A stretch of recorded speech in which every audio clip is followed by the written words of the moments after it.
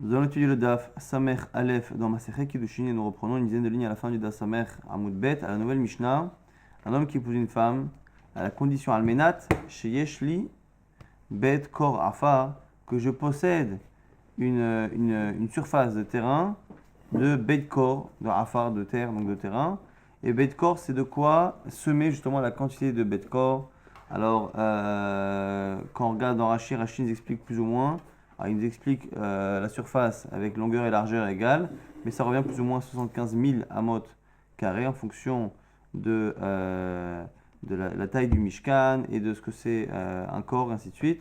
En tout cas, il lui dit, je t'épouse à la condition que je possède tel type de terrain. Et à ce moment-là, on dit quoi? Arem Kudeshet Ve'eshlo. Elle est mariée à condition, encore une fois, qu'il possède ce terrain. S'il lui dit à condition que je possède ce type de terrain, ou un autre, on a donné la surface classique, mais ça peut être autre chose, mais que je la possède dans tel endroit. Im yeshlo be'otomakom mekudeshet. Si effectivement il possède ce type de terrain dans la ville, dans l'endroit indiqué, oui, il me lave et il a mekudeshet. Si par contre il possède ce terrain, mais que c'était pas dans la ville annoncée, elle n'est pas mariée. Al minat shar'er be'et kor afar. À condition, c'est une Mishnah qui ressemble beaucoup à la Mishnah de la fin du Daf d'hier. Je t'épouse, mais ce mariage est valide à condition que je te montre un terrain dans la superficie de Bedkor Afar. À raison mes coups d'échette, elle est mariée, mais attention, il faut qu'il lui montre. Imera Bebika, et non mes coups d'échette. Et s'il lui montre finalement un terrain de ce type, mais qui ne fait pas partie de ces terrains, Babika dans les endroits publics, il lui montre un terrain de cette surface, ça ne marche pas, comme on avait vu avec l'argent, il faut que l'argent lui saute à lui. Et là aussi pareil pour le terrain. Quand il dit je t'épouse à condition que je te montre, c'est que je te montre quelque chose que je possède et non pas que je te montre quelque chose d'un étranger. Maintenant, l'Agmara s'étonne, il dit Venichosh Shema Yeshlo. Pourquoi on ne craint pas qu'il n'ait pas? On a dit s'il a fait les Kiddushin, il a épousé la femme avec une condition qu'il possède et qu'il ne possède pas, on a dit qu'elle n'est pas mariée, comme c'était de manière certaine. Alors on m'a dit Venichosh Shema Yeshlo. Pourquoi ne craint-on pas que cet homme, même si on n'a pas vu qu'il possède, et qu'il possède par ailleurs, Ve'od, et en plus il y a une breta qui dit Tanya, Chashinat Shema Yeshlo, que de manière générale, on craint oui qu'il possède un terrain que l'on n'a pas vu lorsqu'on a vérifié. Elle me répond, comme hier, Lokasheder, on va expliquer un peu mieux, enfin différemment que ce qu'on a dit, parce que le commentaire qu'on a dit hier ne correspond pas à celui de Rashi, donc on préfère rester sur le commentaire de Rashi. Quelle est la réponse ici de l'Agmara? Et qui revient à la même réponse qu'on a dit hier, et on va l'expliquer aujourd'hui selon Rashi, Lokashia, Habikidushe Vadaï, Habikidushe Safek. Les deux, la Mishnah et la Braïta, ne se contredisent pas. Une parle de Kiddushin, de mariage certain, et l'autre de mariage incertain. Parfois, on peut dire d'une femme qu'elle est mariée, et en fait, on ne pense pas qu'elle est mariée à 100%, c'est-à-dire qu'on ne peut pas lui permettre tout ce qui est autorisé pour une femme mariée, mais on la considère comme étant mariée juste pour la khumra, juste pour être stricte. Et des fois, on dit elle n'est pas mariée, pour justement pas lui autoriser certaines choses. Lorsqu'on dit justement que dans la Braïta, on dit qu'elle est mariée ou qu'on craint, c'est qu'on craint qu'il touche Safek. Chez nous, quand on dit qu'elle n'est pas mariée, c'est autoriser à cette femme les choses qui sont autorisées à une femme qui est mariée de manière certaine. On ne peut pas la considérer comme étant mariée de manière certaine, on la considère comme étant mariée Besafek. Donc c'est ça. Dans notre Mishnah, on parle de Kiddush Vadaï, et dans la Braïta, on parle de Kiddush Safek. Maintenant, puisque la Mishnah d'aujourd'hui nous dit la même chose que la Mishnah d'hier finalement, que il faut, pour être certain qu'elle soit mariée, il faut qu'il possède, sinon on ne sait pas. Alors on m'a posé la question, la malé limitna gabe ara, et la malé limitna gabe zouzé, pourquoi nous donner la même Mishnah, la même Braïta, sur ara, sur un terrain, et zouzé, sur l'argent? Pourquoi nous faire le même raisonnement? Avec un, on aurait appris de l'autre? On sait finalement que lorsqu'il dit que tu es marié à condition que je possède, que ce soit du terrain ou que ce soit de l'argent, s'il possède, elle est mariée de manière certaine. S'il ne possède pas, on ne peut pas dire qu'elle est mariée de manière certaine, ce que la Mishnah chez nous dit. Mais par contre, dans le doute, la Braïta nous dit que dans le doute, elle est tout de même considérée comme étant mariée au cas où. Alors pourquoi les deux? Tzricha, on a besoin de Yesh Ma'inan Gabezouze, car si je t'avais enseigné que dans le cas de l'argent, donc la Mishnah d'hier, j'aurais dit quoi? Mishum Davide Inche de Matsnei. Parce que l'argent, c'est dans l'actualité, on a l'habitude de le cacher. De cacher forcément une partie de ses revenus, une partie de son argent, on peut le cacher. Abala ara, mais tu aurais pu penser qu'un terrain, et ma ide Hitler a, qu'elle a Hitler, j'aurais pu penser qu'un terrain ne peut pas être caché, que lorsque quelqu'un achète une maison, achète un terrain, les gens le savent. Il y a une acquisition avec un notaire, avec un document, avec des témoins, donc les gens savent. Alors que l'argent qu'on a gagné, l'argent liquide, eh bien, il peut se cacher à un endroit sans que personne ne le sache. Et donc j'aurais pu penser que lorsque quelqu'un dit à une femme, je t'épouse à condition que je possède, et que finalement on ne voit pas qu'il possède, peut-être que la crainte que nous dit la Braïta, qu'il faut craindre qu'éventuellement il possède par ailleurs et qu'elle soit mariée, peut-être que cette crainte je ne l'ai que dans l'argent, que l'argent peut être caché, alors que dans les terrains, peut-être que j'aurais pu penser qu'il n'y a pas lieu de craindre qu'il possède un terrain caché, comme Ashmalan, effectivement, que même dans le cas du terrain, il y a lieu de craindre qu'il possède un terrain que les gens ne connaissent pas. Maintenant, Almena Sheshli Bemakom Ploni Im Yeshlo Vechule, on a dit donc dans la Mishnah, si il dit je t'épouse à condition que je possède un terrain X dans la ville Y. Donc il donne la précision sur le type de terrain et sur l'endroit. On a dit que si il a le terrain mais pas dans l'endroit en question, elle n'est pas mariée. L'agma dit pshita, mais c'est évident. À partir du moment où il y a une condition et que la condition n'est pas appliquée, ça devrait être bon. L'agma dit non, Maoud et Tema. Non, ce que tu aurais pu penser, et on l'a déjà vu à plusieurs reprises, que dans les conditions qui sont données, parfois on peut très bien imaginer que dans la condition, il y a un détail qui n'est pas important. On avait vu par exemple, quand quelqu'un dit, tu sais, va divorcer ou va épouser ma femme qui est dans telle ville. On a vu que pendant certains cas, on disait que non, le fait d'avoir précisé la ville, c'est pas que je veux absolument que ce soit cette femme que tu m'épouses, et je veux absolument que ça se fasse dans telle ville. Peut-être qu'on peut penser que le nom de la ville n'est qu'une indication pour que la personne sache où elle est. Et là, pareil, peut-être qu'ici, entre l'homme et la femme, l'essentiel de la condition, c'était que je possède tel type de terrain, parce qu'un terrain, ça veut dire une parnassa, ça veut dire de l'argent, mais que dans le fond, la femme, que ça se passe à l'endroit X ou Y, ça ne change rien. La preuve, qu'est-ce que tu aurais pu dire? Amarla, il peut lui dire après, Maïnaf Kalachmina, qu'est-ce que ça peut te faire que mon terrain se situe ici ou ailleurs? Anat Khana, ou Maïkina, puisque c'est moi qui vais le travailler ce champ. Donc c'est moi qui vais faire les allers-retours tous les matins pour aller travailler dans ce champ. Qu'est-ce que ça peut te faire que ce soit dans cette ville X ou Y? Kamash Malan, que finalement, elle peut très bien dire que c'est important. Alors là, ici, dans les commentaires, il y en a qui disent que c'est Dafka lorsque le terrain est plus loin que le terrain prévu, parce qu'il se peut que la femme elle-même ait besoin de s'y rendre, ou parce que le mari, ça lui prend plus de temps d'y aller, ainsi de suite. Il y en a qui disent que pas du tout. C'est, entre guillemets, bête et méchant, c'est-à-dire qu'il a dit une ville X, c'est une ville Y, Y, une ville X, plus près, plus loin, plus petite, plus grande, ça ne change strictement rien. À partir du moment où la condition n'est pas appliquée, ça, si c'est les commentaires entre Rajba et le Ran, en tout cas, on nous dit ici que la ville est importante dans le cas du terrain. Almenach, Arerbet, Korafa, on a dit à la condition, je t'épouse à la condition que je te montre un terrain d'une superficie de Bedkor. Et là-dessus, on dit Tana, Lonit Kavnazo, et là, l'Irot Michelo. Pourquoi il faut que ce soit à lui? Parce que l'intention de la femme, c'était qu'il lui montre ce qu'il possède, et pas qu'il lui montre un terrain qui ne lui appartient pas. Donc, du coup, la Mishnah avait dit que s'il lui montre un terrain qui est dans le domaine public, finalement, il n'a pas épousé cette femme. La Gemara dit, Pshita, c'est évident, l'Otsrecha des Nakit Bedistura. La Gemara dit non, il y a une petite nuance, un peu comme le cahier de celui qui travaille avec de l'argent, mais qui a une part dedans. Là, ici, c'est pour nous dire que même dans le cas où il lui montre un terrain sur lequel il travaille et qu'il a un pourcentage, c'est le cas du haris. Le haris, c'est celui qui ne pouvait pas posséder un terrain, mais qui travaillait en tant que vassal sur le terrain, et le propriétaire prenait une part de la récolte. Donc lui, il travaillait dessus comme si c'était le sien, mais ce n'est pas le sien, et le propriétaire prend une part de la récolte du terrain qui n'a pas la possibilité technique de cultiver. Et donc, comme finalement, même si ce n'est pas son terrain, réellement au niveau possession, il travaille dedans et il prend une partie, même souvent majoritaire, de la récolte, on aurait pu penser que ça rentre dans la définition de je te montre un terrain qui plus ou moins m'appartient, même s'il n'a pas précisé qu'il fallait que ça lui appartienne, mais c'était ce que l'on sait qu'il y a derrière. Finalement, on se rend compte que c'est pour ça que la Mishnah exclut, il faut vraiment que ça lui appartienne à 100%. Ça, c'était l'explication de la Mishnah. Maintenant, la Gemara va poser une question, et avant cette question, la Gemara va faire une grande parenthèse, une parenthèse par rapport au Ekdesh.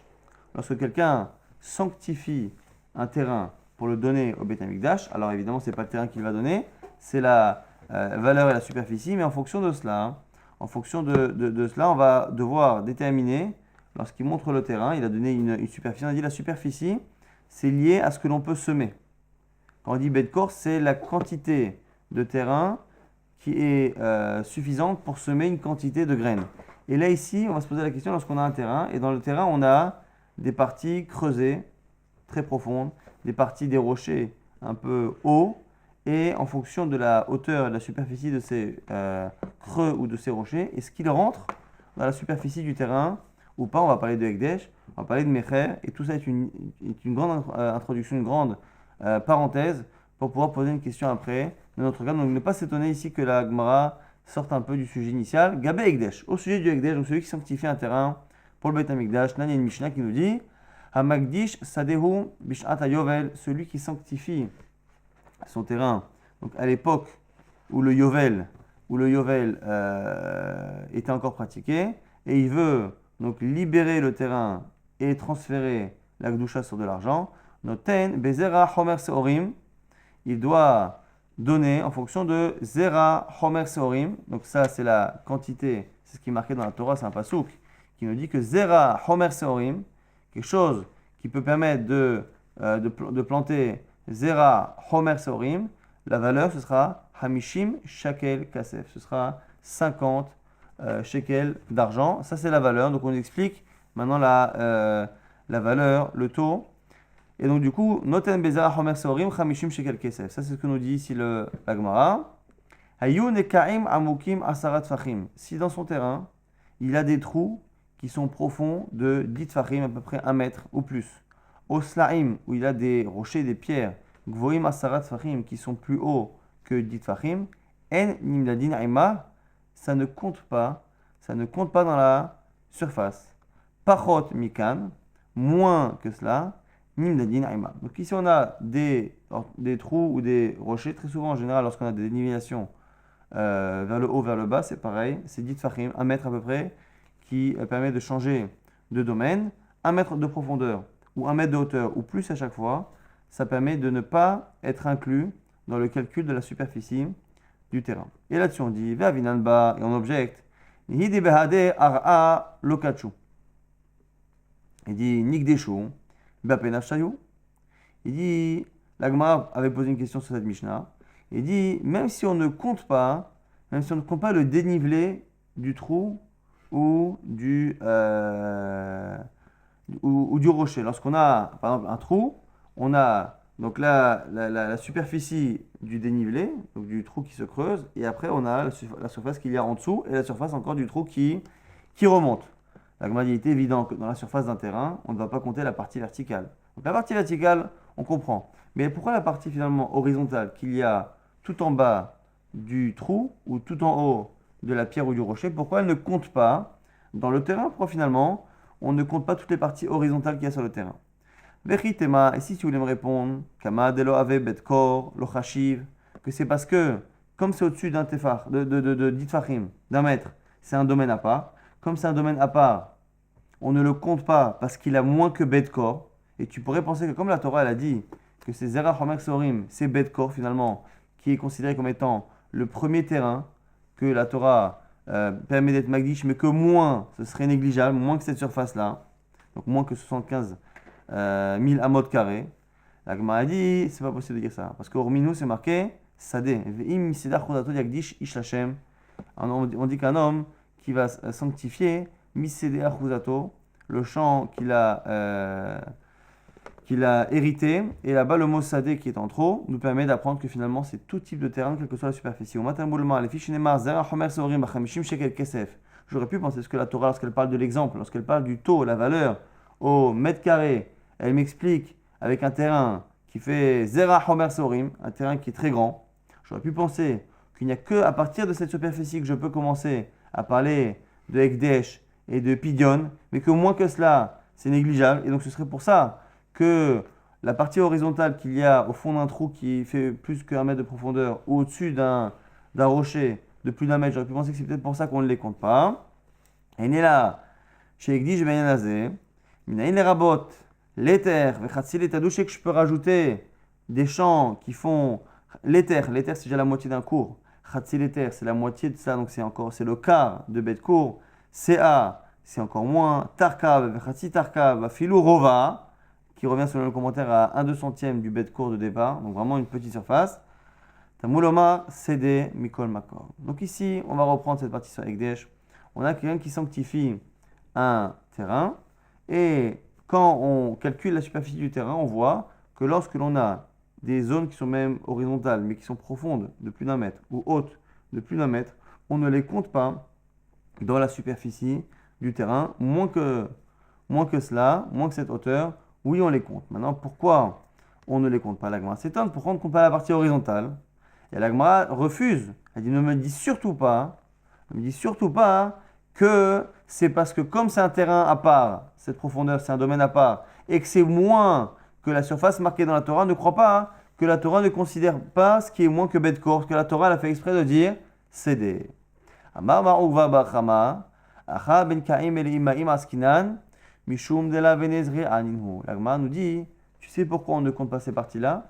C'est parce que, alors le rocher c'est évident, la Gemara ne le dit pas, mais on ne peut pas planter sur une pierre, mais même le creux, même le dénivelé, la partie horizontale qu'il y a au fond du trou, c'est une partie qui est remplie d'eau. Ce ne sont pas des trous simples, ce sont des fosses, des puits. Et du coup, on ne peut pas planter. Et donc, puisque la surface de Zera Homer Sorim, la Torah, elle a parlé non pas de surface, mais elle a parlé de Zera Homer Sorim. De quoi planter Homer Sorim.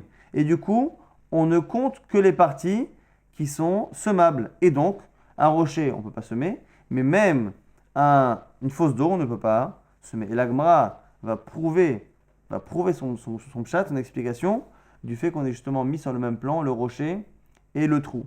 Si le trou, il n'y a pas d'eau, il n'y a pas de ressemblance entre le rocher et le trou, puisque le trou, on peut y semer, alors que le rocher, la pierre, on ne peut pas. La preuve qu'on parle d'un trou dans lequel on ne peut pas semer, c'est qu'on les a mis ensemble pour nous dire que les deux ne sont pas fertiles. Daikanami, les katane, domia deslaim, gvoim, shmamina. Tu vois bien qu'on l'a mis à côté des grands rochers, des grandes pierres, pour justement nous apprendre que les deux sont du même style, c'est-à-dire que les deux sont des parties de terrain qui sont stériles. Un parce que c'est de la pierre, l'autre parce qu'il est rempli d'eau. Et donc du coup, la Gemara dit, attends, si c'est ça, si je comprends bien, pourquoi lorsqu'on calcule Zera Homer Seorim, on ne compte pas ces rochers ou ces trous, c'est parce que le rocher, on ne peut pas y semer, et le trou, on ne peut pas y semer parce qu'il y a de l'eau. Alors si c'est ça, pourquoi lorsqu'ils font moins que la hauteur prévue, pourquoi on les compte? Puisque finalement, on a dit qu'on faisait une différence. Plus qu'un mètre de profondeur ou de hauteur, on ne compte pas, moins on compte. Si tu es en train de me dire que finalement, c'est parce que les terrains ne sont pas fertiles et que nous, ce qu'on veut, c'est une quantité de graines à pouvoir semer et non pas une superficie pour construire. Il y a rien, à filou pachon mikan. Alors pourquoi, lorsqu'il y a moins que dit farim, ça compte? Il m'a dit, Anou, nageda amikru. Parce qu'à moins que dit farim, ça fait partie du terrain. Dans un terrain, il y a des trous, il y a des bosses, il y a forcément des pierres. On n'a jamais 100% du terrain qui est du terreau. On a forcément un peu de cailloux, on a forcément un peu de pierre. Et donc, moins de 1 mètre de dénivelé ou de profondeur, on ne le compte pas. Shidra dara mikro, c'est ce qu'on appelle les imperfections d'un terrain. Donc, on a expliqué en tout cas pour le Hekdesh que lorsque quelqu'un sanctifie un terrain et qu'il veut calculer après la surface pour pouvoir racheter justement le terrain qu'il a sanctifié, on ne compte pas les trous remplis d'eau. Ici, attention, remplis d'eau, condition. S'ils sont remplis d'eau, on ne compte pas les trous qui font plus de 1 mètre de profondeur et on ne compte aucun rocher qui fait plus d'1 mètre de hauteur. Si par contre ils font moins que 1 mètre de profondeur ou de hauteur, même si on ne peut pas semer, donc comme dans les cas où il y a de l'eau ou que c'est un rocher, on les compte parce qu'ils font partie des imperfections d'un terrain. Ça, c'était par rapport au Ekdesh. Maintenant, par rapport au Mecher, une vente. Gabé Mecher, au sujet de la vente, on va battre Nan. Celui qui dit à son ami, je te vends un terrain de Beit Kor. Donc de quoi semer? Encore une fois, Beit Kor. Et finalement, on trouve dans le terrain des trous qui font plus d'1 mètre de profondeur. Ou des rochers qui font plus de 10 tfachim, plus d'1 mètre de hauteur. En nimdadin aima, il ne compte pas dedans. Pachot mikan, nimdadin aima. Et là, c'est la même halakha pour l'instant que pour Ekdesh, c'est-à-dire que plus d'1 mètre de hauteur ou de profondeur, on ne compte pas. Lorsque c'est moins d'1 mètre, on compte. Mais il y a une petite précision. Amar ma'ugva bachama, af alpish en meleim ma'im. Le trou ne compte pas, même s'il n'est pas rempli d'eau. Et là, ça change tout ce qu'on vient de dire. On avait expliqué la halakha précédente, pourquoi les trous profonds ne comptent pas, pourquoi la partie horizontale des trous ne compte pas. C'est parce que elles sont remplies d'eau et qu'on ne peut pas les semer. Là, ici, on nous dit que même si on peut les semer, parce qu'il n'y a pas d'eau, donc finalement, la partie horizontale peut servir à semer quelque chose, on voit que ça ne compte pas. Et donc, ça remet en question le commentaire qu'on a dit avant. La Gemara explique, Maïtama, quelle est la raison? Amarav Papa.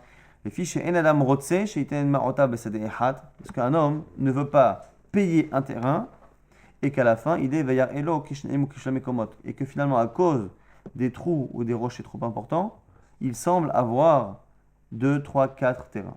Et donc ici, c'est une autre logique. Lorsqu'on parle du Ekdesh, on parle de semer. On parle de semer.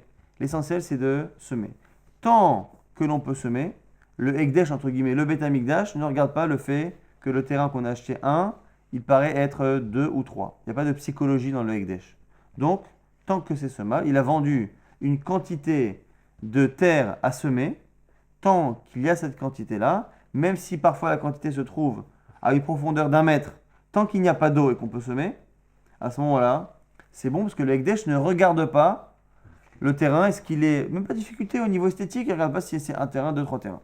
Par contre, le particulier qui achète un terrain, si c'est un terrain, mais finalement, qui paraît être découpé à cause de certaines fosses et de certains rochers, et que ça lui paraît 3 terrains, ça, il fallait lui dire à la base, tu sais, ce que je te vends réellement, ça s'appelle un terrain, mais dans le fond, en pratique, au niveau esthétique, ça ressemble plutôt à 3-4 terrains. Ça, c'est un problème dans Mecher, qui n'existe pas, qui se voit dans le Ekdesh. C'est la raison pour laquelle, dans le trou qui fait plus d'1 mètre, on a une différence. Dans le cas du Ekdesh, ça ne pose problème que s'il y a de l'eau. Dans le cas de celui qui achète, ça pose problème lorsqu'il y a de l'eau qu'il ne peut pas semer. Et ça ne pose problème même lorsqu'il n'y a pas d'eau, parce qu'esthétiquement, ça ne correspond pas à ce qu'il souhaitait acquérir. Une fois qu'on a cette introduction sur Ekdesh et sur Mecher, la question de la Gemara se pose. Achamai, dans le cas de Kiddushin, un homme vient une femme, je t'épouse, à condition que je possède. Alors il n'est pas en train de lui faire acquérir. Il lui dit, je t'épouse, à condition que je possède un terrain de Beit Kor. Et là, dans ce terrain, on se retrouve à avoir des fosses qui font plus d'1 mètre de profondeur, mais qui ne possèdent pas d'eau dedans. Donc qui sont techniquement fertiles. Est-ce que ce que la femme elle souhaite, c'est comme ce que le Ekdesh souhaite, c'est-à-dire Bet Kor Zera, de quoi semer Bet Kor? Je m'en fiche que ça paraisse 2-3 terrains, puisque finalement, est-ce qu'elle veut, c'est une parnassa. Ou est-ce que ce qu'elle veut, c'est un terrain comme quelqu'un qui achète et qui veut un seul terrain et qui n'en veut pas forcément 2 ou 3.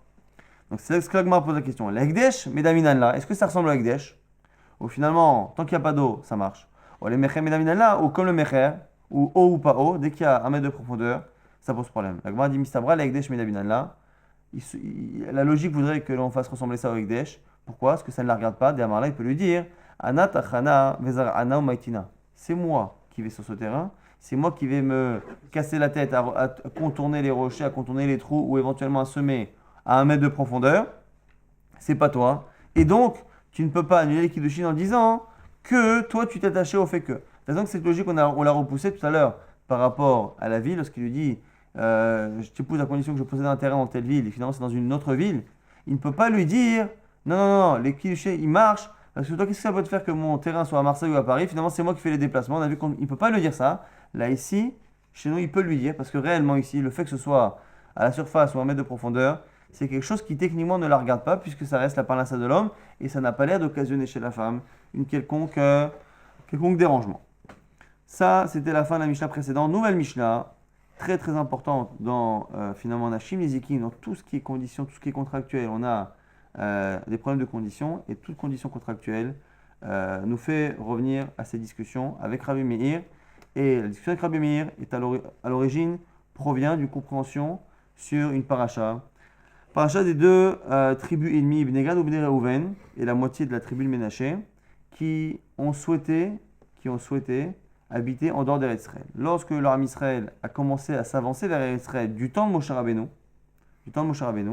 on a fait la guerre à Og Melech HaBashan, Sichon Melech HaMori, et on a pris les terrains donc, de ces 2 rois qui étaient avant le Jourdain. Donc avant le Jourdain. Et avant même que Moshe Rabbeinu ne quitte l'armée Israël et laisse la place à Yehoshua Benoun pour la conquête d'Israël même, ces 2 tribus ennemies, donc Gad, Ménaché, la moitié de Ménaché et Reuven et Gad ont demandé à ce que leur part en Eretz Israël ne leur soit pas donnée, mais que finalement leur part leur soit convertie en justement cette terre qu'on venait de conquérir. Donc c'était une demande qui a été faite à Moshe Rabbeinu. Moshe Rabbeinu leur a dit, écoutez, il n'y a pas de problème, mais à une seule condition. À une seule condition, c'est que vous fassiez la guerre avec vos frères du temps de mon successeur Yoshua ben Nun. Si vous faites la guerre avec eux et que vous allez jusqu'au bout de la guerre, à ce moment-là, on vous donnera ce terrain. Sinon, non. Et les mots sont comme ça. Même Moshe il leur a dit, Moshe, Im ya'avu ben Gad ou ben Reuven itechem et Yarden. Après, Moshe Rabbeinu s'est même adressé au Ham Israël. Il a dit, attention, ne vous laissez pas avoir du temps de la prochaine génération. Si les ben Gad et ben Reuven viennent avec vous, Kol halos milchama, toute personne qui peut justement être armée pour faire la guerre, l'ifne Hashem, venir besha haaretz ifnechem, ou tatem lahem et eretz Gil'ad la'achouza. Vous donnerez à ce moment-là la terre de Gil'ad, qui est donc la fameuse terre qui a été conquise.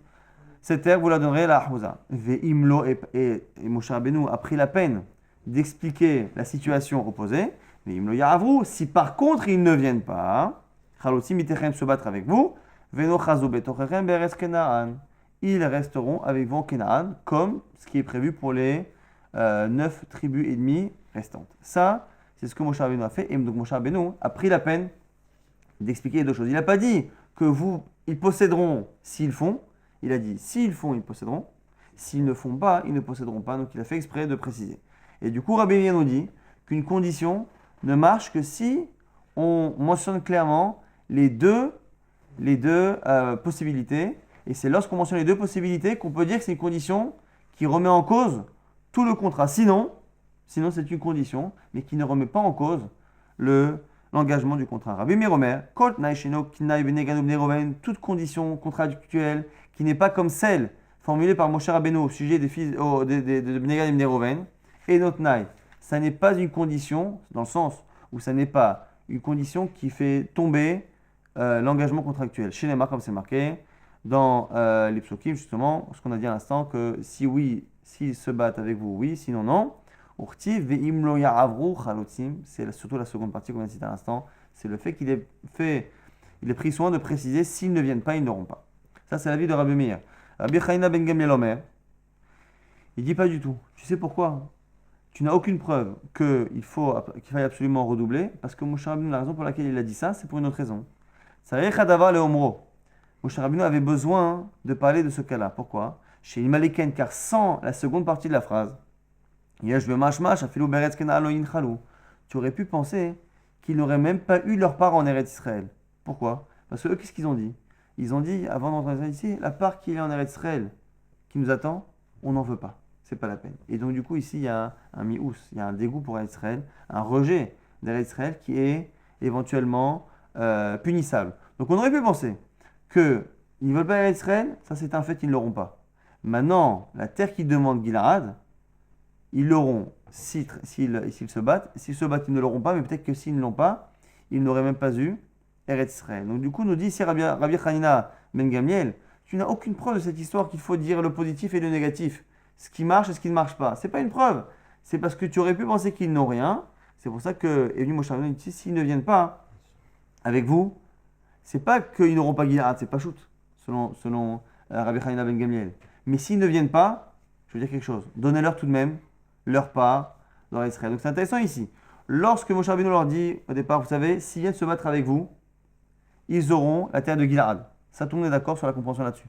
Maintenant, quelle est l'intention de Moshe Rabbeinu lorsqu'il vient dire, tu sais, vous savez, s'ils ne viennent pas, ils n'auront qu'une part en Eretz Israël. Là, on a une marque loquette. Selon Rabbi Meir, c'est venu nous montrer que s'ils ne viennent pas, ils n'auront pas Gil'ad. Selon Rabbi Hanina ben Gamliel, non, c'est pas ça. C'est pour nous apprendre le positif que s'ils ne viennent pas, ils auront tout de même droit à Eretz Israël. Donc du coup, selon Rabbi Hanina ben Gamliel, la seconde phrase n'est pas en trop, et donc on ne peut pas apprendre une halakha comme nous dit Rabbi Meir.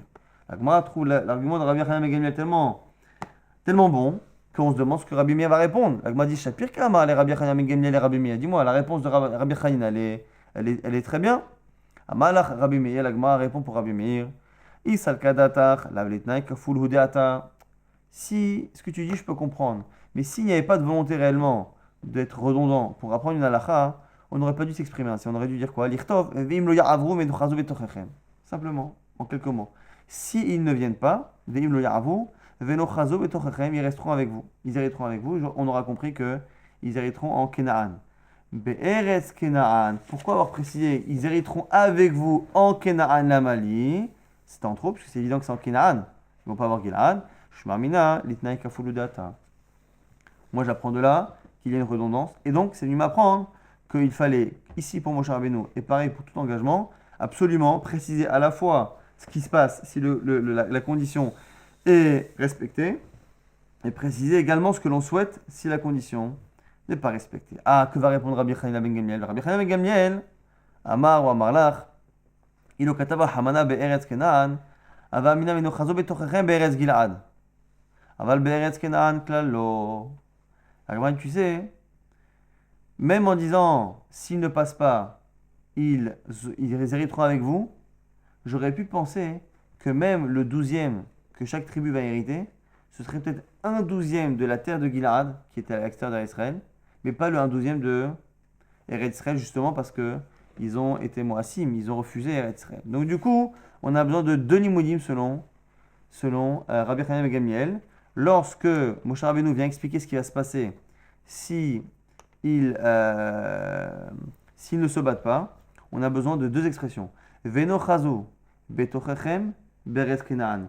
Ils hériteront avec vous en Kenaan. Pourquoi ces 2 expressions?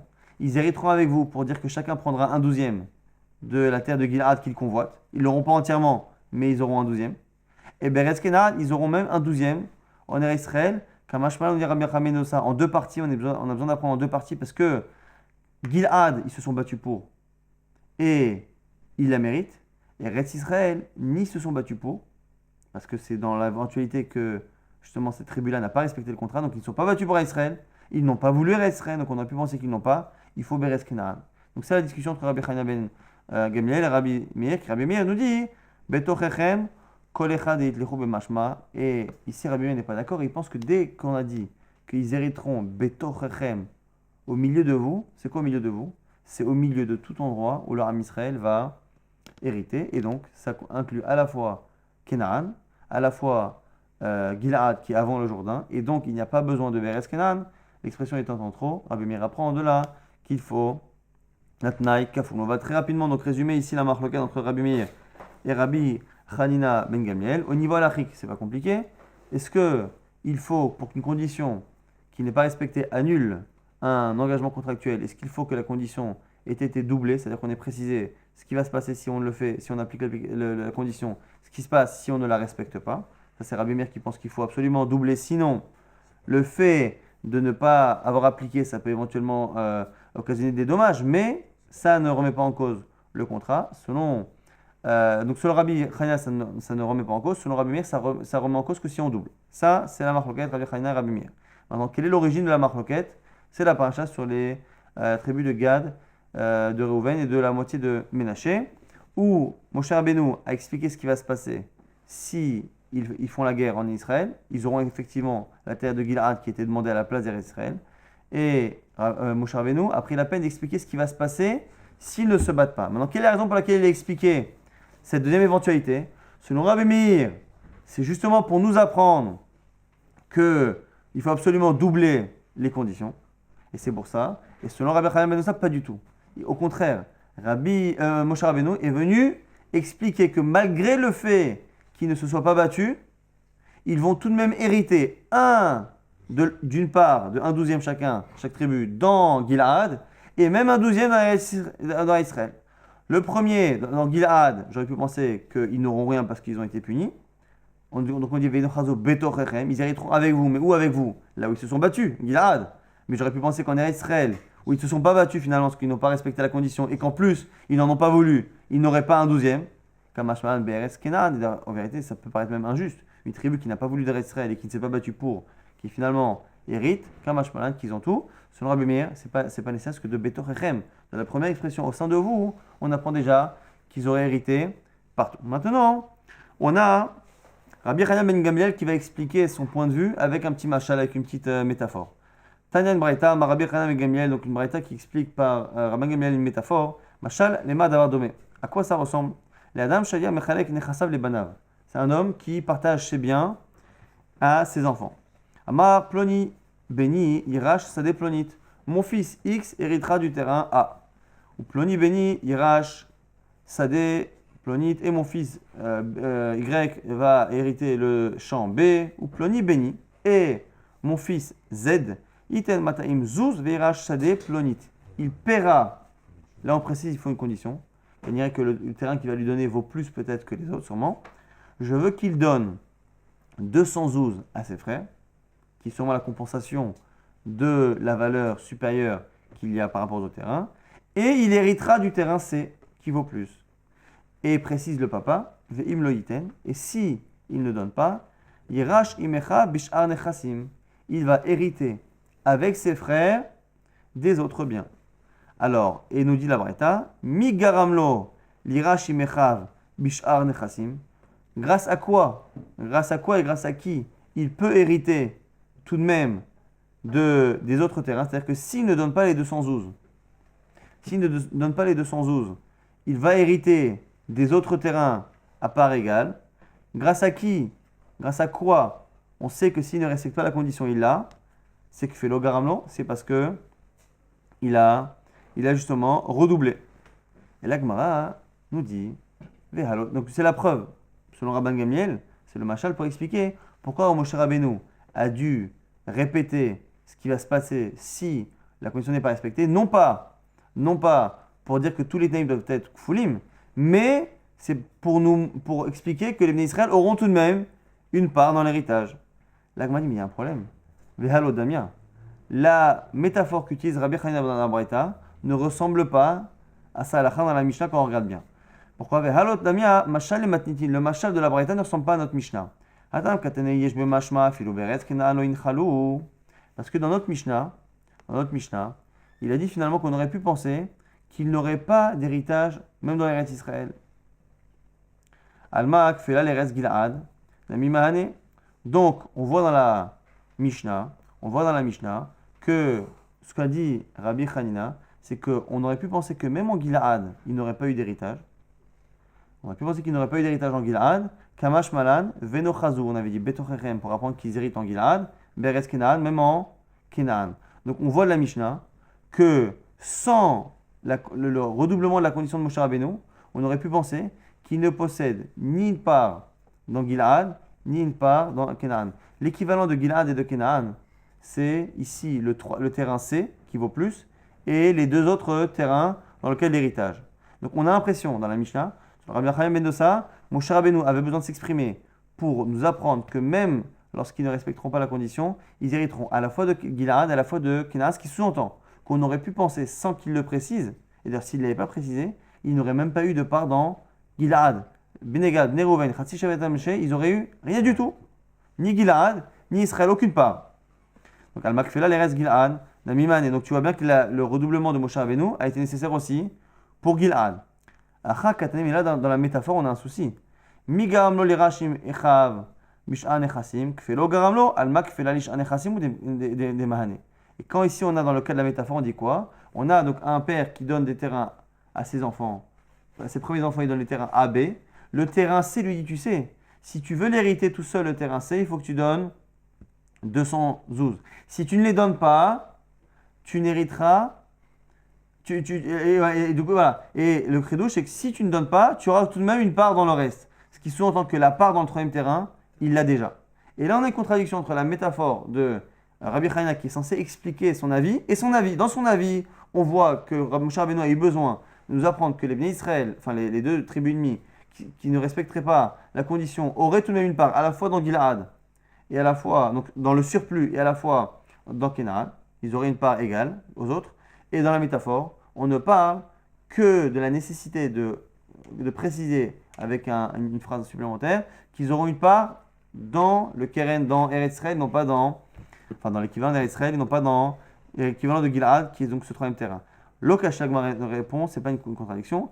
Hamikame de Nimale Rabbi Meir venochazu, et Halebata de Nimale Rabbi Meir ninochazu. La Gemara dit ça dépend quand est-ce que Rabbi Chanina parle, avant la discussion avec Rabbi Meir ou après la discussion avec Rabbi Meir. Parce qu'on a vu encore une fois que l'explication de Rabbi Chanina s'est faite en deux temps. Dans le premier temps, qu'est-ce qu'a dit finalement Rabbi Chanina? Tu sais, on a besoin de l'expression de Moshe Rabbeinu pour nous apprendre qu'ils héritent en Kenaan. Parce qu'on voit donc dans la Mishnah, c'est comme ça qu'il s'exprime. Yesh memashma shafilu beretz kenaan lo inchalo. Mais après, au fur et à mesure de la discussion, on se rend compte que l'expression Veinochazo betochachem est sujet à discussion avec Rabbi Meir. Et à la fin, finalement, il apprend en deux fois. Veinochazo betochachem nous dit Rabbi Hanina, c'est pour nous apprendre qu'ils vont hériter en Gilad. Et après, sur l'expression Be'eretz Kenaan, pourquoi avoir dit Be'eretz Kenaan? C'est là qu'on a une discussion avec Rabbi Meir. Be'eretz Kenaan, selon Rabbi Meir, c'est superflu. Selon Rabbi Hanina ben Dosa, comme Veinochazo betochachem, c'est que pour apprendre Gilad. Du coup, Beretz Kenaan, c'est pour nous apprendre Eretz Israël. Et du coup, nous explique la Gemara, la métaphore de Rabbi Hanina, elle est justement pour illustrer la seconde partie de la drasha. C'est-à-dire que la première partie sur Gilad, on n'en parle pas. Mais sur la partie sur Be'eretz Kenaan, la nécessité que Moshe Rabbeinu a eu de préciser, non pas la deuxième phrase, mais la fin de la seconde phrase. Be'eretz Kenaan, sur cette expression-là, pourquoi elle était nécessaire?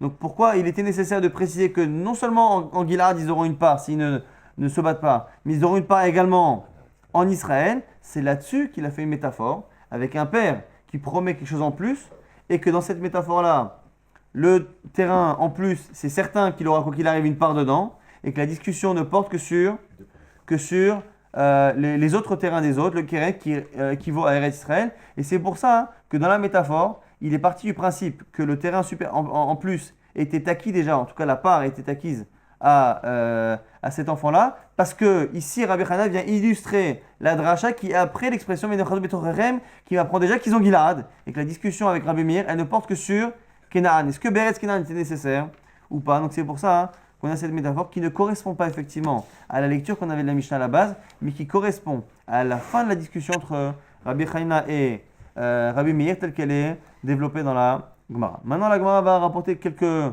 objections. On a ici une marloquette Rabbi Meir et Rabbi Hanina. Est-ce qu'on a besoin de doubler les conditions? Et la Gemara va apporter plusieurs objections du même type, avec la Torah qui utilise à chaque fois des conditions doublées. Donc selon Rabbi Meir, ça s'entend. Selon Rabbi Hanina, un peu moins. Pourquoi la Torah redouble?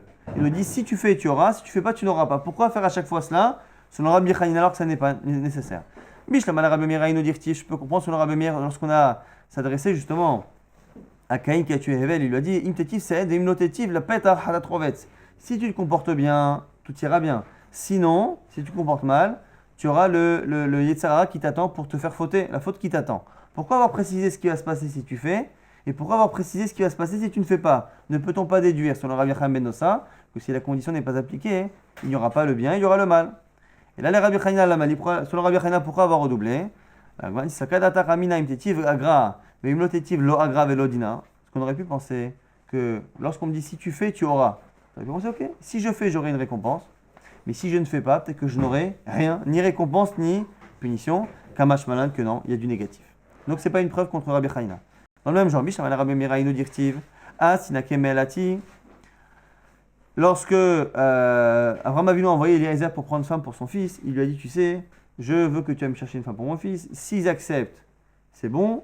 Et s'ils n'acceptent pas, tu seras lavé de ton engagement. Et là, ici, puisqu'il lui a dit que tu n'es engagé que s'ils acceptent, il est évident que s'ils n'acceptent pas, il n'est pas engagé pour avoir précisé les deux conditions. Là, les Rabbi Gamliel et Lamali, pour avoir précisé, pourquoi Abraham a-t-il précisé les deux possibilités? Istarir, Sakadata Kamina Echad Nichale Ledida, Velo Nichale Ledidhu, Maite Barakol Chayu, Kamash Malan. Pourquoi il a précisé que s'ils ne veulent pas, la famille, tu n'as pas à être engagé? C'est pour lui préciser que si la fille accepte, mais que la famille n'accepte pas, il n'est pas engagé. Et donc, c'est un peu comme ce qu'a dit Rabbi Hanina dans notre Mishnah, que le fait d'avoir répété l'autre possibilité, c'est pas pour répéter la même chose, mais c'est pour expliquer un cas un peu différent. Là, ici, c'est pour nous dire dans le cas où la fille veut et pas les parents. Alors, si la Gemara dit Ve'im lotova isha la mali, mais ça, c'est déjà marqué dans la suite. Si la fille ne veut pas, donc si un des parties ne veut pas, la Gemara dit non, ça aussi j'ai besoin. Pourquoi? Dans le cas inverse, où la famille voudrait, donc Betuel et Lavan, elle ne veut pas, donc c'est pour ça qu'on a eu deux expressions qui nous expliquent le désengagement de Rabbi Eliezer, de Eliezer, le serviteur d'Abraham, dans le cas où ça ne marche pas, à la fois si elle ne veut pas, mais qu'eux veulent, à la fois si eux ne veulent pas, alors qu'elle, elle veut, il est désengagé. Ce n'est pas une manière de répéter en négatif la condition de départ. Même question du même type, encore une fois, Quand Kadosh Baruch Hu nous dit si vous suivez mes règles, ça se passera bien. Si vous êtes dégoûté, si vous refusez mes règles, ça se passera mal. Là aussi, pareil, pourquoi avoir précisé le oui et le non? Il a les Rabbi Hanina ben Gamliel la malice. Selon Rabbi Hanina ben Gamliel, pourquoi préciser les deux? Istarir sakadata ramina im bechukotai telechu bracha ve mechukotai timasu lo bracha ve lo klala. Même chose que ce qu'on a dit au début, on aurait pu penser que si on fait du bien, on a la bracha, la bénédiction. Si on ne fait pas le bien, eh bien, on n'a ni la bénédiction ni la malédiction. Pourquoi parler de punition? On a besoin. Du coup, Kamash Malan pour nous dire que c'est quitte au double. Bish la mal Rabbi Meira nous dire im tovu shmartem et im tim'anu britem. Là, c'est le même type encore une fois de texte, mais c'est dans le prophète Ishaïa. Pareil, si vous acceptez, vous écoutez, eh ben vous aurez le tout va rester, vous consommerez le bien de la terre. Et sinon, si vous vous rebellez, si vous refusez tim'anu britem, vous rebellez, à ce moment-là, harev. Théokelou, c'est le glaive qui vous attend. Et là, les Rabbi Hanina ben Gamliel, la Mali, encore une fois, sur le Rabbi Hanina ben Gamliel, pourquoi répéter les deux choses? Pareil, encore une fois, Itzari, Sakadata Ramina, Im Tovu Tova, Im Tim Anu, Lotova Velorand, on aurait pu penser que on a le bien si on fait, mais que le refus n'entraîne pas de mal, mais ni de bien. Kamash, finalement, on a besoin des deux.